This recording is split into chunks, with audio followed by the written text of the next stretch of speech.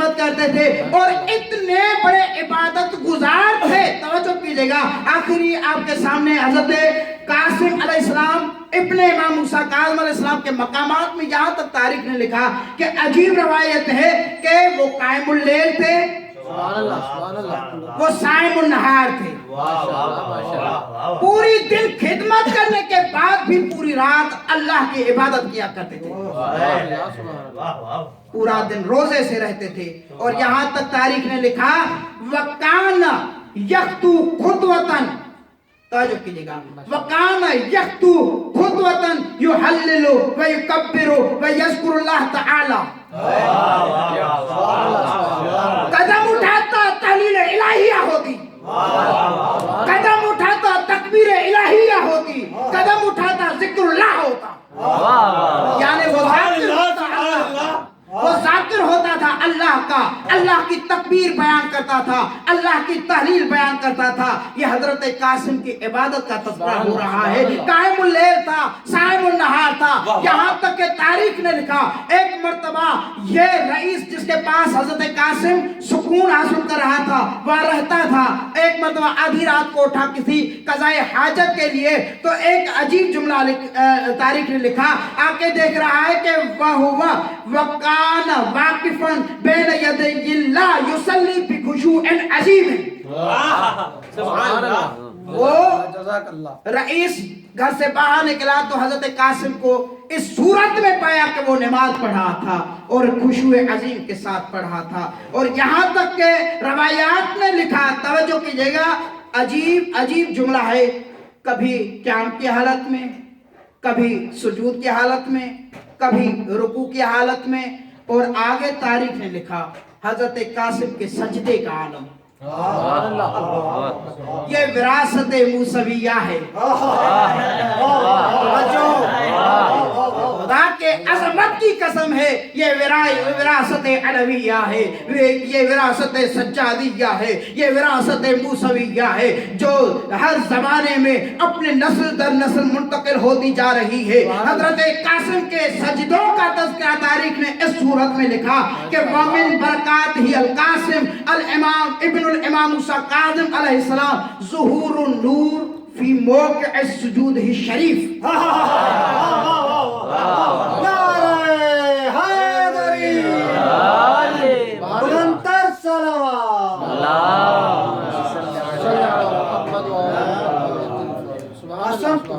جہاں وہ جس سرزمین پر, جس زمین پر, جس خطہ ارض پر سجدہ کرتے تھے, وہ سجدہ کرنے کی وجہ سے وہ زمین نورانی بن جاتی تھی. جس جگہ پہ سجدہ کرتے تھے وہ سجدے کی جگہ منور بن جاتی تھی.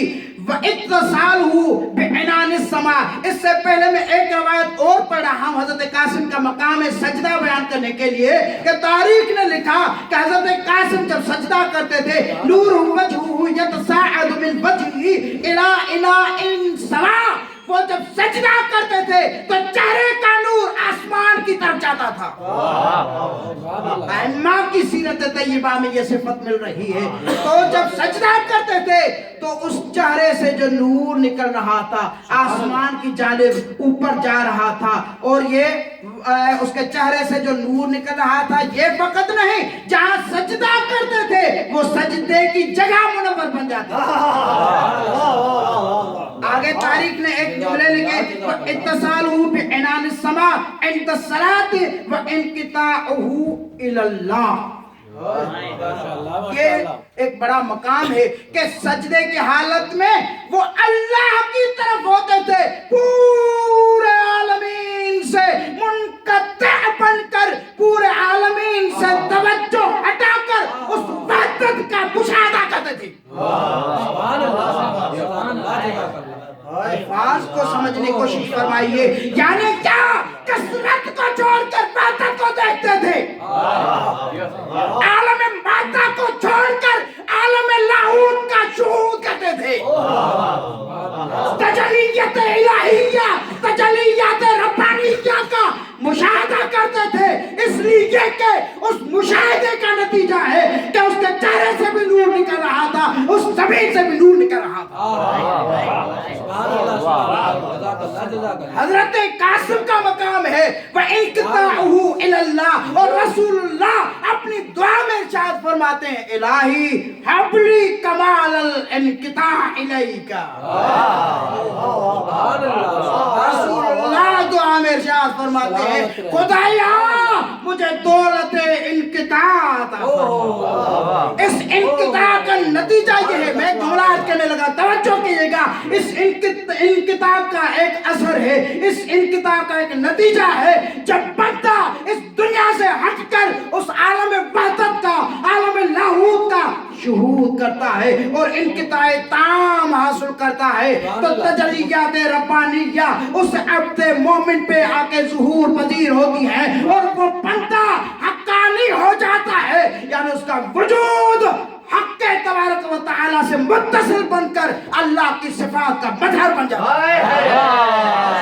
آپ کو توجہ کیجیے.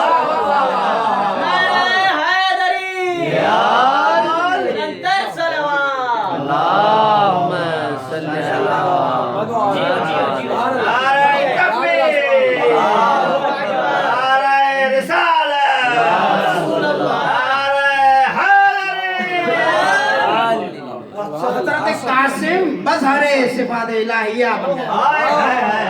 یہ کوئی عام رتبہ نہیں، اور علماء نے لکھا وقریب من العصمت، وہ صاحب عصمت صغرا کے مرتبے پر.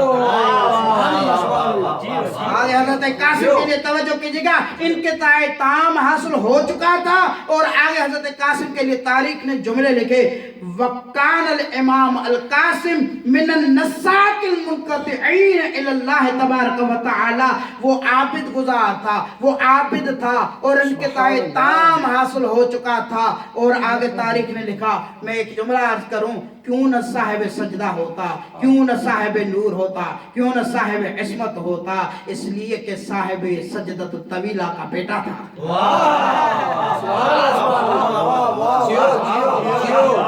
صاحب سجدۃ الطویلہ کا بیٹا تھا اور بے